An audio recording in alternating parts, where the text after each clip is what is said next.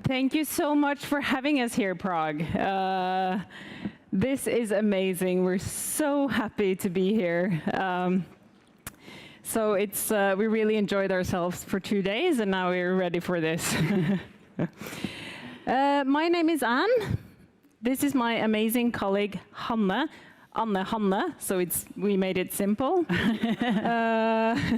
We are from the city of Oslo in Norway.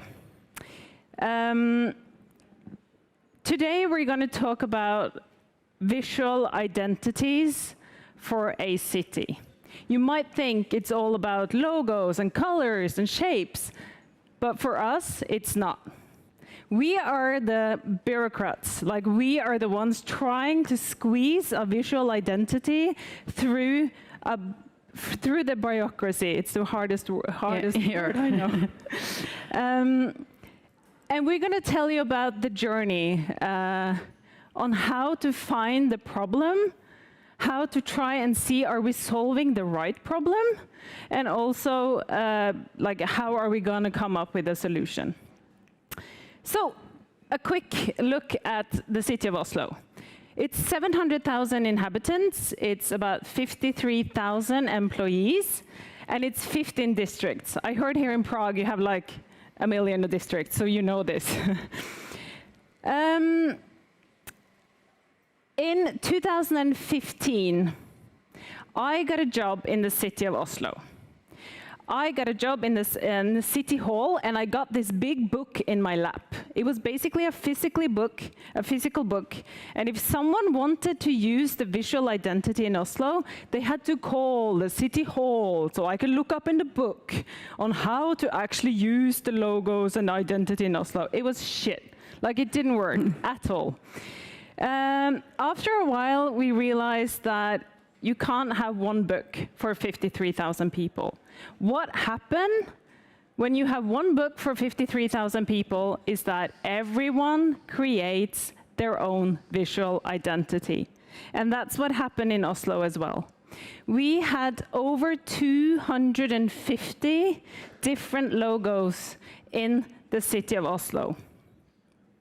And you might think, like, why is that a problem? Why is it a problem that we have all these logos? Like, is it really a problem? 250 visual identities.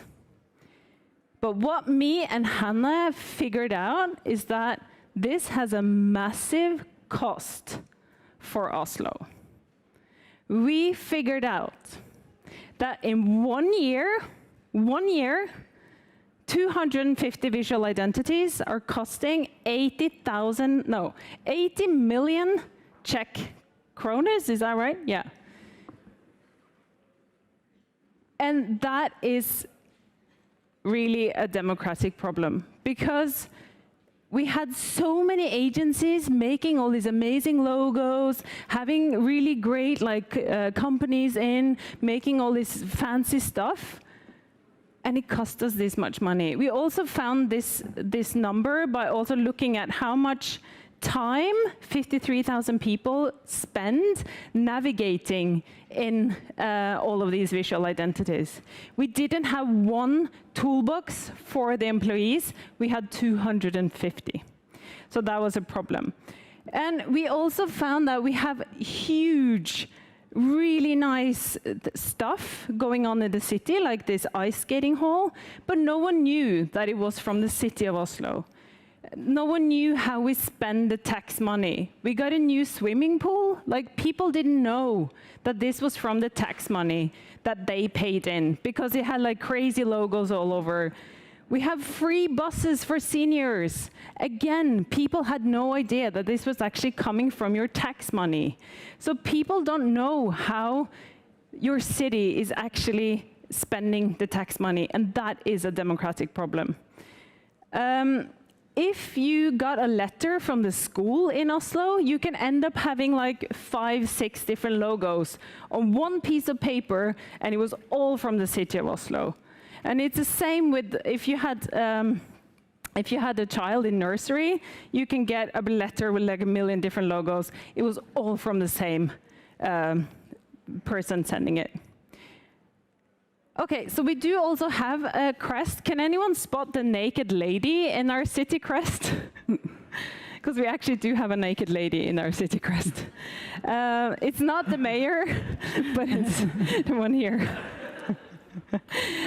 So we have a city crest, but no one used it right because it's so difficult to use it right. And we had it all over the place, but also it's not fixed for digital sphere. Like you can't use it in the digital. So we had to do something.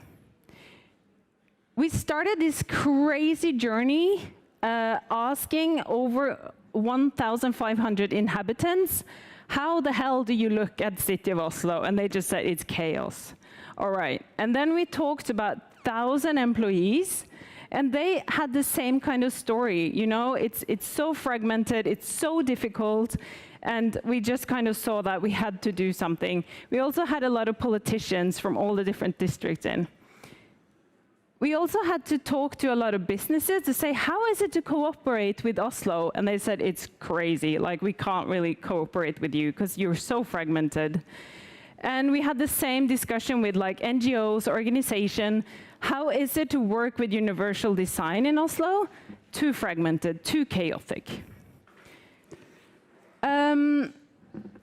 So, how is it to work with insight, to talk to a lot of people in byrokracie? This is how it looks like. At the point, we had to get the insight from 53,000 people, 53,000 employees, and 700,000 inhabitants. How the hell do we get there to say their opinion? Because this is tax money. And if you do that for a long time, you look like that. We slept since, so now, you know, and we wear makeup, so it gets a bit better. But in the end of the day, it's all about the inhabitants. And they say, I have no idea what the municipality or the city of Oslo can do for me. I have no idea. And it's tax money, you know? So we had to do something. This I just have to show you really quickly as bureaucrats. All the yellow marked text is a crazy process. And in all of these processes, you weren't allowed to use any visuals. Like so we were selling a visual product using the word or the kind of language of a bureaucrat, and it was so we're really good at writing now. But it was super difficult working with all the agencies. And I also want to say that it looks like it's kind of a Nordic trend in a way, because Stockholm has kind of done the same a few years ago. Helsinki has done amazing rebranding of the city, and so we've kind of been around Copenhagen. So there's a lot of people, a lot of cities doing the same kind of thing that we did. So we are the bureaucrats, but we did have a collaboration with a design agency called kreativní. Now know it. And it was a crazy journey as well, just coming up with what the hell should this identity be. We worked for like a year just trying to do stuff. We even picked a blue color from the national costume of Oslo, or the city costume of Oslo. So we picked the blue color for the identity as well. Yeah, so we did all sorts of logos and tested, but the grand test was when we released it in the media. Like, people went crazy. Like, visual identity is such an emotional thing. People went crazy, but it was an excellent way of getting people's insight, or getting people to talk, and they talked. This is all in Norwegian, but the last, if you see the time, 4:27 in the morning, I got on my own Facebook page, and it was someone saying me, "Get the fuck out of the city, you're destroying it." And I'm like, I'm just trying to, solve the democratic problem. So people went crazy, but it was good, because then we kind of tried to see, okay, this is hurt, yeah. And then it happened.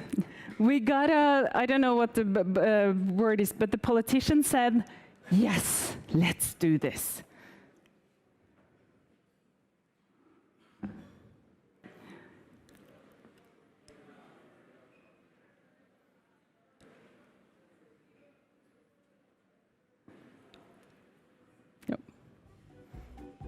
No. 3 shapes, inspired by Oslo's streetscapes, are the basic building blocks of the identity system.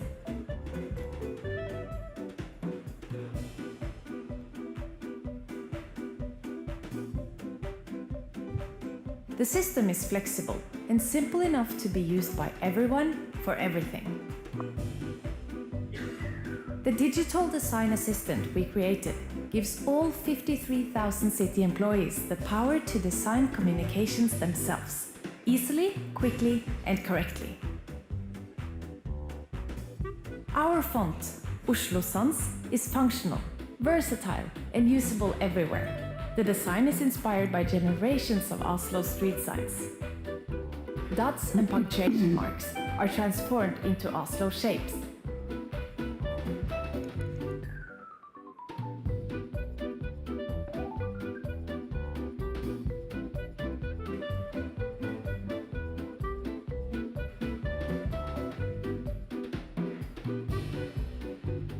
The design system adapts to the diversity of the city's institutions and services.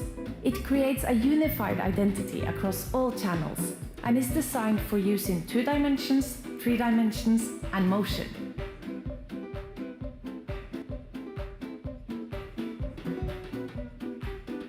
The new identity is a great tool to help Oslo and its residents to continue to connect and thrive together.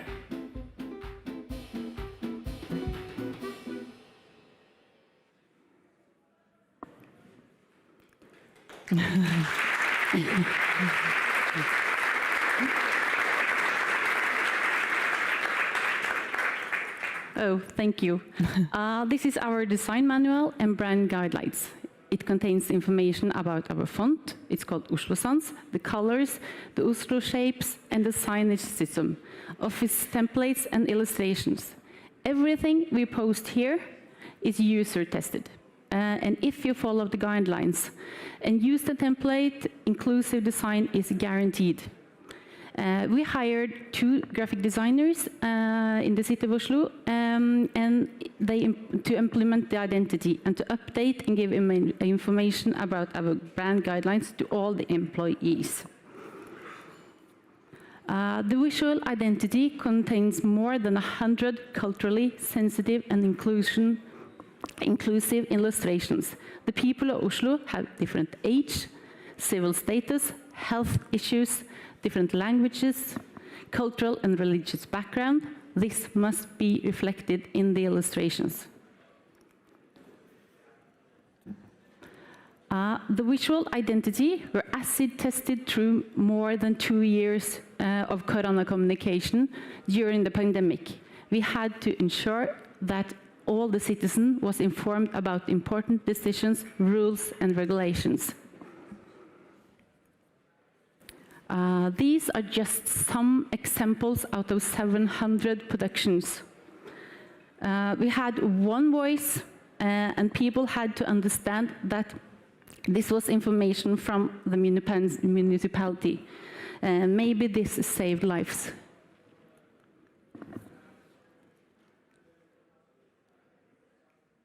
It's another film. Sound, please. Det som universelt utformet I alle flater, og at vi har gjort mye riktig, og at vi har tatt universell utforming på alvor, og at vi har fått fram at design mye mer enn form og farge. Hovedgrepene I den nye visuelle identiteten jo at man har en logo framfor tidligere opp til 250. Så nå har vi en kommune med en logo og en tydelig avsender. Så det jo mange som må omstille seg og tenke litt annerledes. Men det jo mye lettere og enklere og tydeligere å jobbe med kommunikasjon. Hvis man tenker liksom universell utforming i liksom vid forstand, så handler jo kanskje det i dette tilfellet om at den høye graden av fleksibilitet gjør at veldig mange føler seg bekvem i den identiteten. Enten de jobber innenfor helse eller kultur. Og det kanskje litt den koden man nødt til å knekke i en sånn stor organisasjon. Og hvis ikke du knekker den koden, så vil man ikke ta det i bruk i samme grad heller. Så fleksibilitet kanskje stikkordet i fleksibilitet og gjenkjennelighet. Vi har jo laget en designmanual som har en skrifttype som universelt utformet. Vi har som sagt Oslo-logoen. Vi samarbeider med fagpersoner i kommunen. De som jobber med tilgjengelighet i bygg, de som jobber med klart språk. I tillegg har vi laget et designverktøy som gjør at ansatte og også samarbeidspartnere, altså næringslivet og også innbyggere som har behov for det, som samarbeider med kommunen på et vis, skal kunne bruke uten grafisk kompetanse. Vi har involvert innbyggerne, vi har involvert politikerne, vi har involvert de ansatte. Så jeg tipper at vi har involvert rundt 1500 innbyggere og i hvert fall 1000 ansatte. Der har vi til og med også hatt Blindeforbundet inne for å få litt tilbakemelding på taktiliteten i symbolet. Det å evne å få det så enkelt til at man nærmest kan ta på det og kjenne det igjen. For et sånn tilgjengelighetsperspektiv så dette et prosjekt som har, og innovasjonsperspektiv for den saks skyld, så dette et prosjekt som har demokratisert Oslo ytterligere. Plutselig så skjønner befolkningen at Deichman vårt, at Munch-museet vårt, at bydelen en del av administrasjonen osv. osv. Det vi ser at profilen har et tydelig, distinkt og inkluderende formspråk.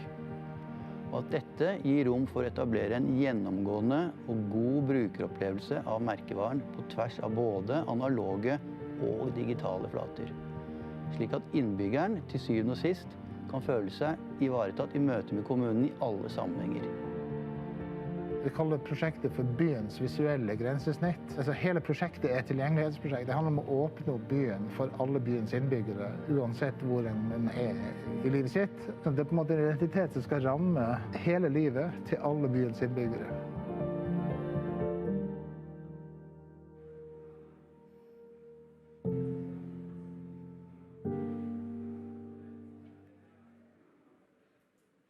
It's like going to the cinema to see myself. I should have offered you popcorn. We have our own signage system using the 3 shapes. The system is model-based, scalable to every signage challenge. My Norwegian is much more better than my English. So inclusive design is the premise for the solution. Text and graphics are produced with a touchable surface.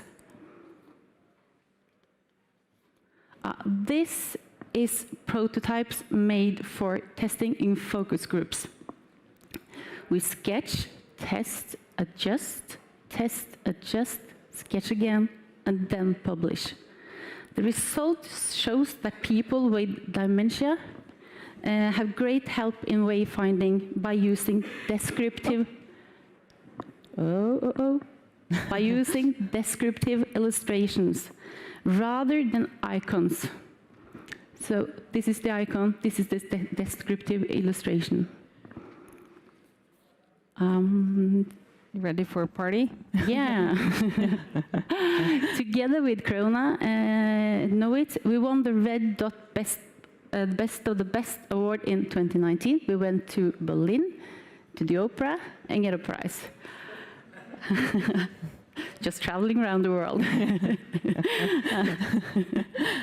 The inclusive process is the most important thing that we have asked, and and included those who will use the identity. This is a picture. This is the mayor, not the mayor. This is the mayor. Yeah, go back. This is an innovation award for universal design. The jury said, the city of Oslo has now a user-friendly and flexible graphic profile that makes the municipality clearer to the citizens and make the local democracy stronger. You ready for the mayor? Yes. Yes. Inclusive design is an ongoing process, and we don't stop. Our work continues with the total support of the major from the governing with total support from the governing major of Oslo, Raymond Johansen, in the middle. Yeah. Right. Yes, right. Takk for oss. Hope to see you again.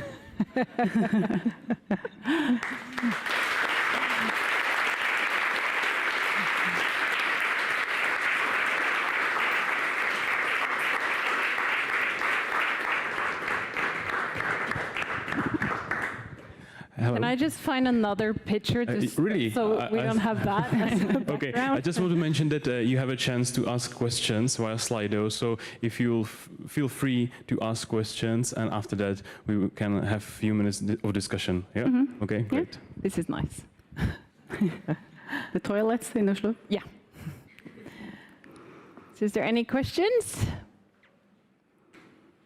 Yes. Oh, I can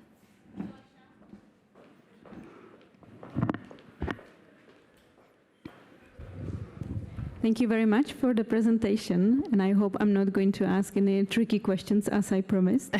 But I'm wondering, like, how did you manage actually to basically take the manual and give it to all the services, or what is it, 150 services or 53 services that you had in town, in the city? Yep. So how did you actually manage to persuade them that they really need to use this manual? It's a very good question, because wherever we went and talked about this project, the agency said, I understand that everyone else need a new visual identity, but as you know, we are super different. And we're like, yeah.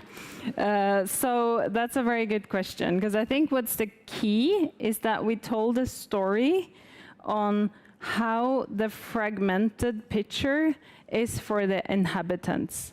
When you have people in the city of Oslo that doesn't have a clue on how to get the help they need, or you have to tell the whole holistic story. How is it to be an inhabitant in Oslo? How do they feel? And we even had a lot of videos of inhabitants seeing the logos, trying to navigate. So we were filming inhabitants, and then we showed the agencies, look at this, they have no idea. They have no idea about your logo. You're like nothing. But we spent a lot of love and empathy and support, like doing it. We met them, we had coffee. It was kind of we had to make it into a super nice relationship with the agencies. And after a while, they were like, yeah, we see why we have to do this. So that was why we looked really shit, because we were so exhausted of just going out, like taking care of agencies losing their visual identity. So we kind of had to like hug them. So we hugged a lot. Yeah, and then in the end of the day, they were like, yeah, and then we had all these ambassadors after a while that said, yeah, we need one logo, we can't have 250, and we're like, yep, that's right. So, yeah. So every day for a year, we just talked and talked. Yeah. Perfect, thank you very much. Yeah. Okay, thank you. Another question? Hello. I wonder if this style is aligned with the city traffic system in Oslo somehow, because I assume it has its own visual identity there. So is there any attempt to merge it somehow together? Do you mean the signage? Yes.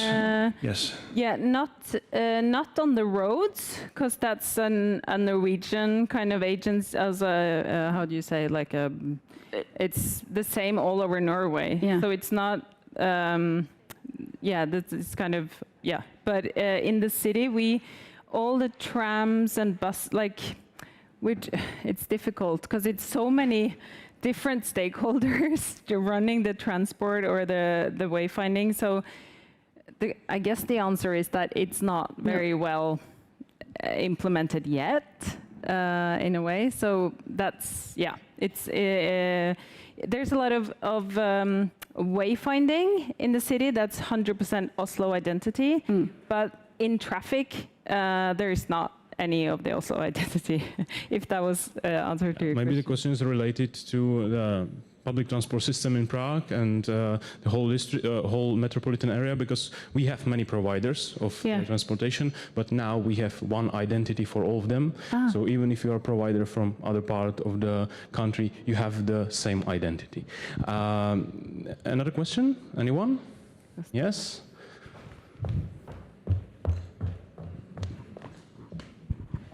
You mentioned a very specific price for maintenance of 250 different visual entities.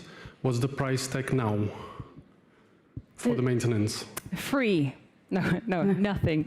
No. No. No, we have employed, eller hva heter det? Ansatt?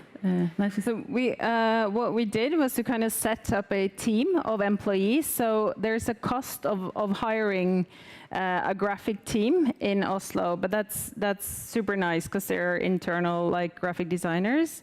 But obviously it did cost us some money to kind of create it and to keep on developing it, but it's nothing like the price we saw.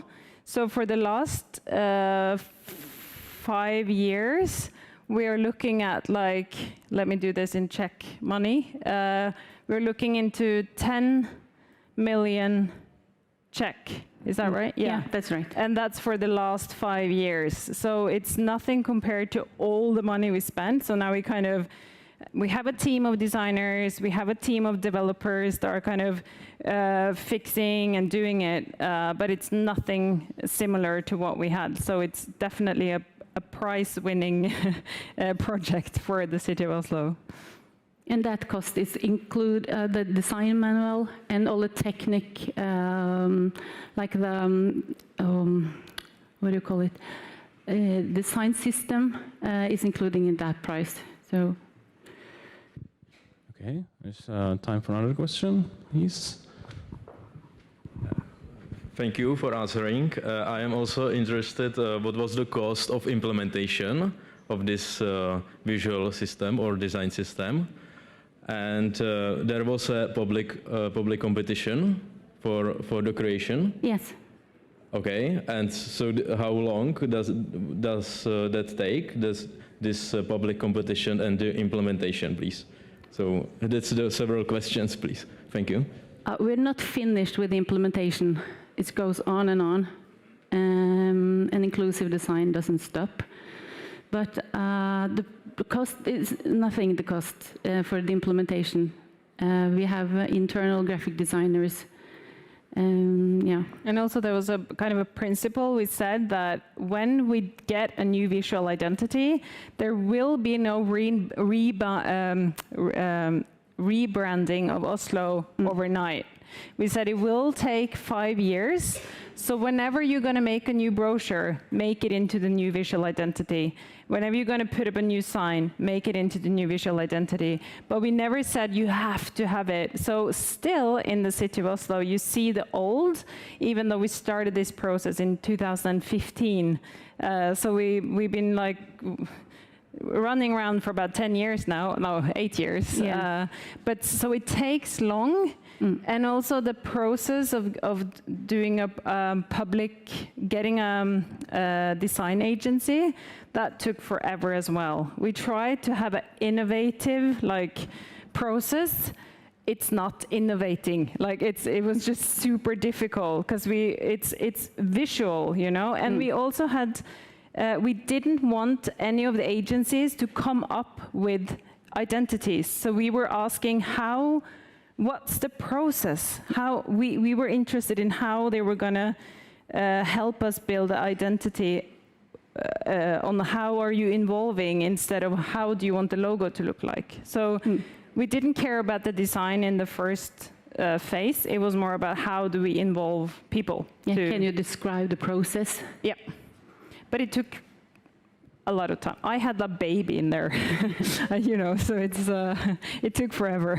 Well, this fact that you have 5 years to implement that identity is a positive thing for people who work in marketing and try to communicate their institutions. I guess that there was a moment when everybody panicked, like, okay, now we have to throw away everything because we.